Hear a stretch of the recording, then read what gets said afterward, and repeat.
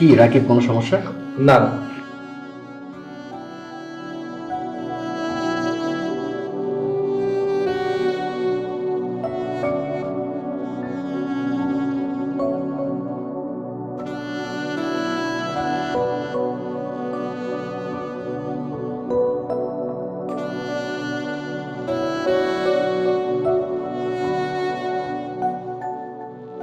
রাকিব, এত সুস্বাদু খাবার থাকতে তোর ভাবির দিকে তাকিয়ে আছিস, কারণটা কি?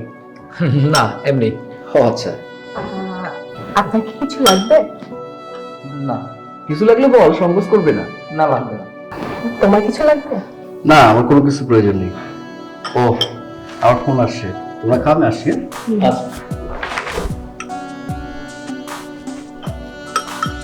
কি ধরনের নোংরামি এটা? এটা কি? এটা কি?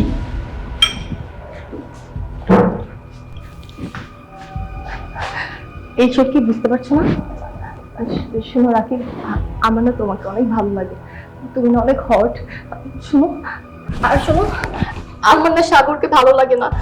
সাগর না তোমার মতো হট না, আমি তোমাকে ভালোবাসি। আরে কি বলছো এসব? তুমি আমার বন্ধুর বউ, মানে আমার ভাবি। ভাবি কেন বোনের মতো হবে? ভাবি তো বোর মতো, তাই না?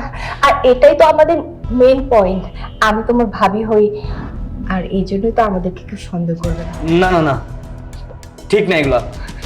ঠিক না ভুল সেটা তুমি পরে বুঝতে পারবে, এখন তুমি আমার সাথে রিলেশনের জন্য, আমি তোমাকে অনেক বেশি ভালোবাসি। I love you. আমি জানি যে তুমিও আমাকে অনেক পছন্দ করো। I love you. এই কি হচ্ছে এসব?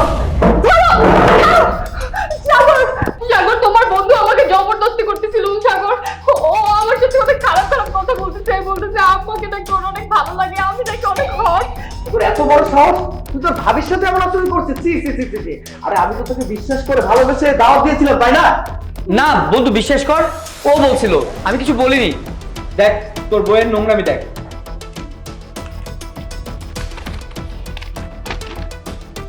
এটা কার হাতে লেখা? তোর বইয়ের হাতে লেখা, দেখ। এটা আমার বউয়ের হাতে লেখা? হ্যাঁ। এটা তোর হাতে লেখা? তুই বিশ্বাস কর, তুই তো আমার ছোটবেলার বন্ধু, তুই আমার হাতে লেখা চিনিস না? এটা আমার হাতে লেখা না, ওর হাতে লেখা। বাবু বাবু, আমি তোমার ওয়াইফ না, আমি তোমার বউ, তুমি আমাকে বিশ্বাস করো না? তুমি তো আমাকে খুব ভালো করে চিনো, এই হাতের লেখা আমার কেন হবে? তোমার বন্ধু আমাকে পাঠাচ্ছে, নিচে লিখে এনে বলতেছে এটা আমি লিখছি।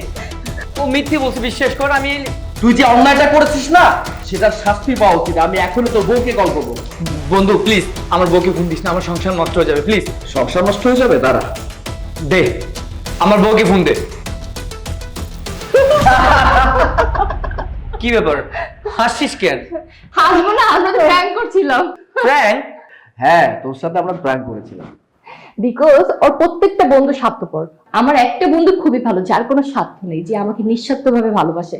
তখন আমি বিশ্বাস করতে চাইনি, আমি ভাবলাম যে এমন কোনো ফ্রেন্ড হতে পারে কিনা। ও বললো যে রাকিব আমার ছোটবেলাকার বন্ধু, যে আমাকে খুব বেশি ভালোবাসে, আমার ভাইয়ের মতো আমাকে ভালোবাসে। তাই আমি ওর সাথে চ্যালেঞ্জ করেছি যে ওই বন্ধুকে আমাদের বাসায় দাওয়াত করো, তারপরে আমি তোমাকে বুঝিয়ে দিব তোমার বন্ধু খারাপ কি ভালো।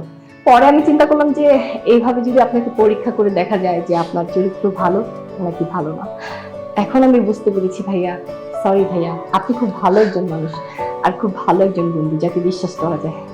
তোরা তো আমাকে ভয় দিয়ে দিলি। আচ্ছা চল তাহলে আমরা খেতে হবে। হ্যাঁ, বস। বসুন ভাইয়া, সরি।